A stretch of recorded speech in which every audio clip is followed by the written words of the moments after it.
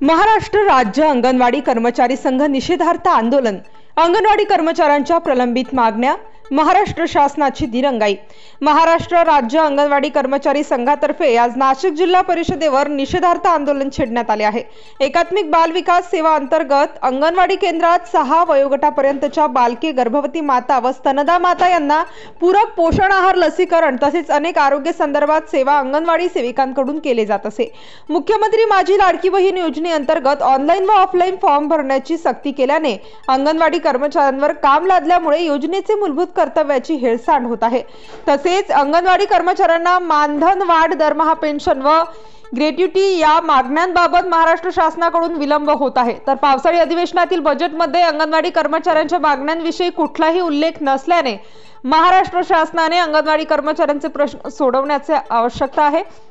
महाराष्ट्र शासनाकडून याबाबत तत्परता, आस्था, संवेदनशीलता दाखवित नसल्यामुळे अंगणवाडी कर्मचारी अस्वस्थ व हवालदिल झाले आहेत।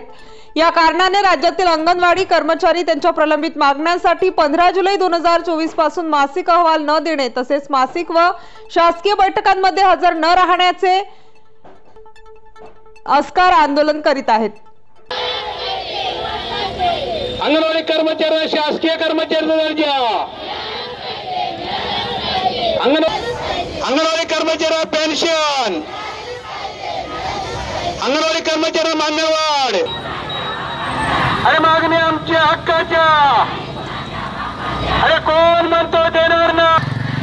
झोपलेल्या मंत्र्यांनो, झोपलेल्या मंत्र्यांनो, झोपलेल्या मंत्र्यांनो, झोपलेल्या मुख्यमंत्री, झोपलेला मुख्यमंत्री। राज्यातील 2 लाख अंगणवाडी कर्मचाऱ्यांनी मानधन वाढ, दरमहा पेन्शन व ग्रॅच्युटी तसेच 3 ते 6 वयोगटातील लाभार्थ्यांना चांगल्या प्रतीचा पोषण आहार मिळण्याकरिता 15 जुलैपासून असहकार आंदोलन सुरू केले। अंगणवाडी कर्मचाऱ्यांनी 53 दिवसाचा संप केला होता। त्या संपामध्ये अंगणवाडी कर्मचाऱ्यांचे प्रश्न सुटले नव्हते। माननीय मंत्री महोदयांनी संप मिटवताना आसांची मानधन वाढ झाल्यानंतर आम्ही अंगणवाडी कर्मचाऱ्यांची मानधन वाढ करू असे लेखी आश्वासन दिले होते। 40-45 दिवसानंतर आचारसंहिता लागण्याची शक्यता आहे आणि म्हणून राज्यभरातील अंगणवाडी कर्मचारी व्यथित आहेत, खदखद व्यक्त करत आहेत की आमचे प्रश्न कधी सुटणार आहे। गेले 48 वर्षापासून अंगणवाडी सेविका आपली सेवा राज्यभरातील गावामध्ये लाभार्थ्यांना, गरोदर मातांना देत आहेत।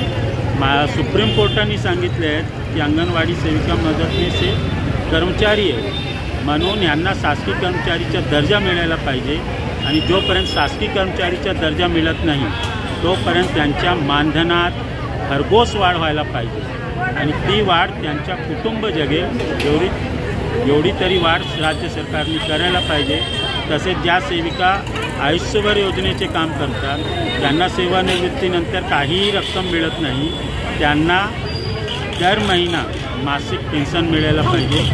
शासनाचे लक्ष वेधण्यासाठी आज नाशिक जिल्ह्यातील अंगणवाडी सेविका मदतनीस आपले गरहाणे मांडण्यासाठी जिल्हा परिषद नाशिक येथे गाजर मोर्चा आंदोलनाकरिता जमा झालेले आहेत। त्याचे निवेदन आम्ही माननीय CO मॅडमला देऊ आणि त्यांना विनंती करू की अंगणवाडी कर्मचाऱ्यांचे निवेदन शिफारसीसह महाराष्ट्र सरकारला पाठवावे। धन्यवाद। स्टार न्यूज साठी मोहसिन पठाण, नाशिक।